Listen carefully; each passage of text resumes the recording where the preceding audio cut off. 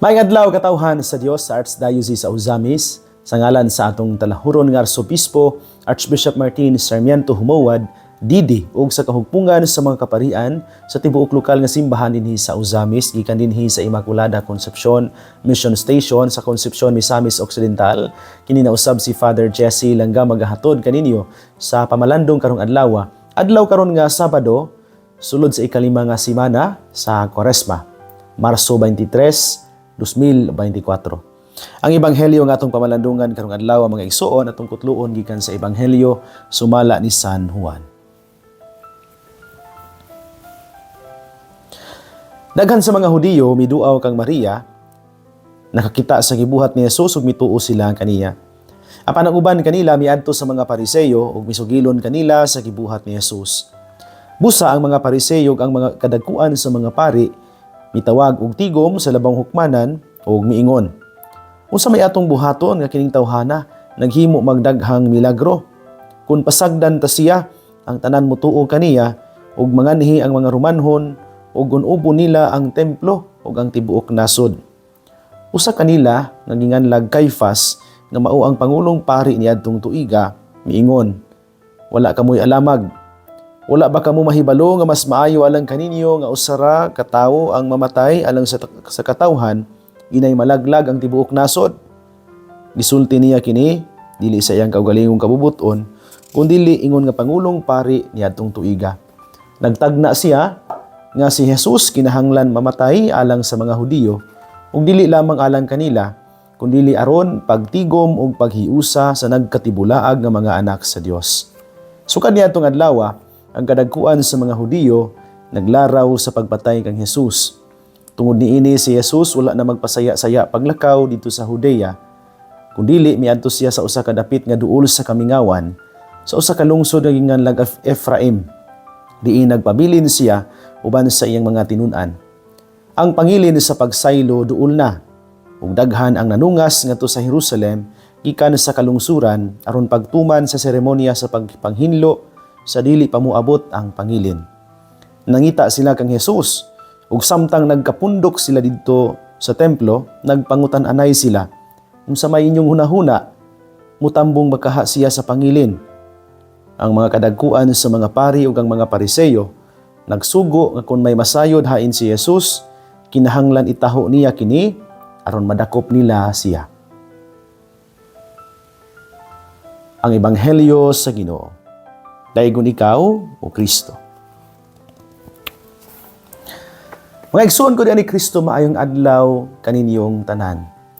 Nianagyod kita sa ika-5 nga semana, katapusang adlaw sa ika-5 nga semana sa Kwaresma, which means that tomorrow we will begin the Holy Week, ang balaang semana. Ug mga Domingo gitawag og Palm Sunday o Passion Sunday, which is the official start of the Holy Week. Karong adlaw diya sa ebanghelyo atong nadungog ang plano o laraw sa mga Pariseyo ug sa mga magtutudlo sa balaod to kill Jesus. And his enemies are now planning and scheming to the details kung unsaon nila pagpatay si Jesus. And the chief priest and the Pharisees now have gone to the Sanhedrin sa labang hukmanan aron nga abi na sila, mag-uban na sila aron unsaon nga madakop nila si Jesus, mapatay, pasaka og sumbong dayon mapatay. Yun ana ka desperado ang mga Hudiyo, mga igsoon, to kill Jesus. And the beginning of the gospel tells us nga ang tuyo ra gyud nila tungod kay nahadlok sila nga ang mga milagro ni Jesus nga iyang gihimo to heal, to help, and to bring the goodness of God sa katawhan sa Israel. Maka tumong og dautan. Pero kung atong tan-awon pag-ayo, doon na bagoy tumong dautan si Jesus nga wa man. Ang iyang pagbuhat og mga milagro nagpunting raman sa usa ka hinungdan, ang pagpabati o pagpadayag sa gugma sa Dios. But here's the difference between the will of God and the will of the enemies of Jesus. Kung ang kabubuton sa Dios ang tuyo og rason nganong niya siya mao ang pagpabati sa iyang pakigugma niya sa mga tao nga buot mugunob sa iyang nasugdang maayo.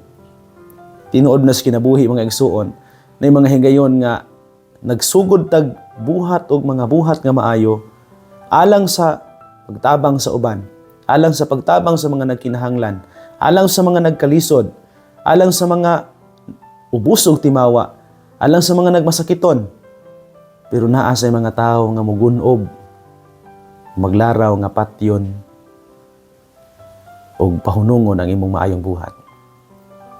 Si Jesus wala laing tuyo kung balikon to manifest His love for the least, the last, and the lost. Pero na mga tao nga mo pakgang niya. Sa Facebook, sikat kaayo ning isyu ni Kibuloy. Nya, doon ay mga supporters ni Kibuloy nga nag-post mahitungod sa susama ko nung bahin nga si Jesus gilutos pud kuno ng appointed son of God, which is very far from the truth. Kay kung atong tan-awon pag-ayo, so may hinungdan nga gilutos si Jesus. Gilutos si Jesus tungod sa kasinan ining mga tao sa iyang gibuhat nga maayo. Samtong maayong buhat nga iyang gihimo, pagtabang sa mga nagkalisod, pagpabati sa mga nagkinahanglan, bisan kung siya mismo nagkalisod. So may nagkalahi ni Kibuloy. Tan-awon ng dato-daan ang luxurious niya nga kinabuhi. Nga hawa og sukohi kaayo sa gipuy ang kinabuhi ni Jesus. The rest will follow. So balik ko nako, si Jesus nga nagpadayag sa gugma sa Dios, buot pakgangon ining mga dunay dautang tinguha. So itong pangutan-on natong kaugalingon karon. Sabi itong tinguha. Tinguha ba nga susama sa Ginoo ang makatabang ug makasangyaw sa kamaayo sa Ginoo? O ang atong tinguha pareha ba sa mga Pariseyo ang mupakgang sa maayo nga nahimo sa atong isig ka tao? Mutala ta karon anang nabahina mga ison. Ikaduha nga pahinumdom karong adlaw, Sabado, sa katapusang simana sa Kwaresma, sa dili pa ang Semana Santa. We will try to remember how Jesus sacrificed Himself, para nato. That eternal good that comes from that sacrifice, the selfless giving of His life diha sa krus. Tiaw mo na nga ang atong kaluwasan gibayran og kinabuhi sa Dios. Mao na nga na tay term nga ang Semana Santa sa laing term na gitawag og mahal adlaw. Sa pinulungan nga binisaya ang mahal nagkahulugan na og expensive. Mahal, costly. Murag mga palaliton karon god nga perting mahal lang kayo, mas bugas. Jesus paid for our sins, for our salvation, through His sacrificial, life-giving nga paghalad sa iyang kinabuhi dito sa krus. Mao ni nga panahon sa mahal adlaw, ipahinumduman ta sa kabililhon sa paghalad ni Jesus sa expensive kay nga paagi sa iyang kinabuhi alang nato.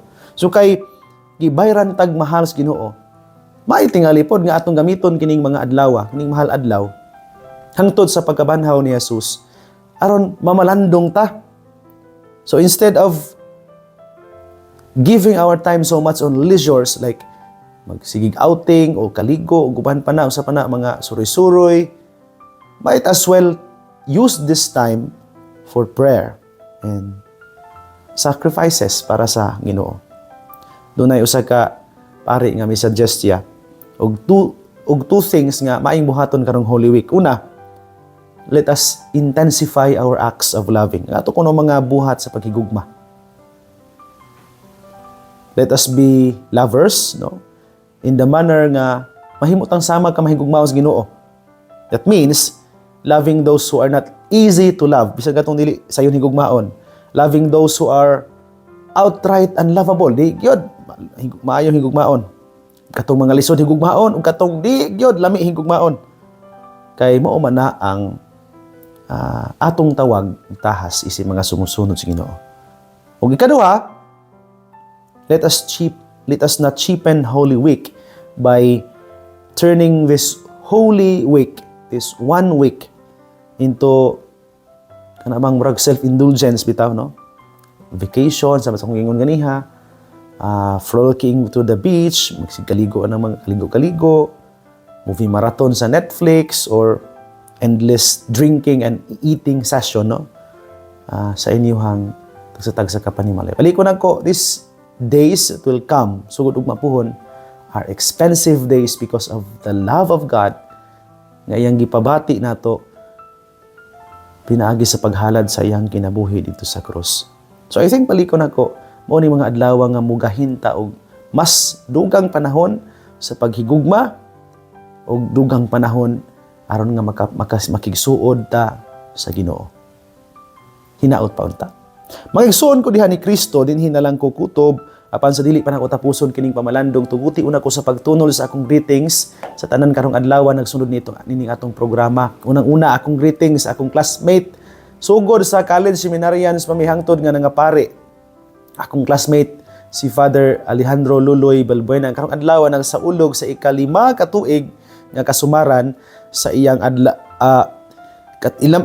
kalima ka tuig sa iyang anniversary sa pagkapari adlaw na tawhan naman nun. So happy 5th sacerdotal anniversary Father Luloy, no? Alejandro Balbuena, ang Padre Cura sa parokya sa Inhas Kanunayng Panabang sa Katipunan, Sinakaban. Kung pag-ampo alang kanimo ining imong anibersaryo sa dugang grasya gikan sa Dios sa kadasig, kaabtik ug kaikag, no, diha sa pagpangalagad.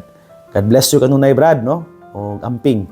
Ako pod nga greetings sa mga nagsaulog karong adlaw sa ilang mga wedding anniversaries o mga birthdays. Kaniyong tanan daghan kayong salamat sa pagpaminaw labi na kung nagsunod kanining programa og congratulations and happy birthday o happy anniversary.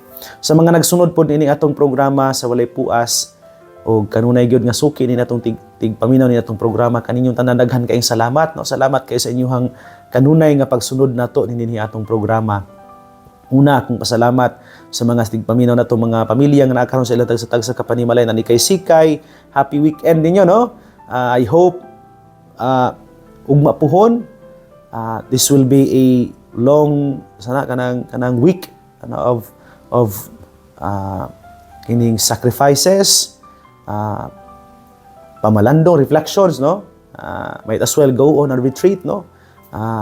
Ban sa pamilya, mag-ampo, no? Panahon ining ining Semana Santa. Kaninyo tanan maing adlaw, maing buntag, ug salamat sa inyong suporta. Akong greetings kang Sir Alan ug Ma'am Chris Lubitania, kang Sir Dado ug Ma'am Benny Canunio, kang Tatay Ben ug Nanay Rafael Estosi and family, kang Nanay Helenovo and family, kang Dr. Lady ug Kuya Aldrin Perez and family, pa sila mga anak, no?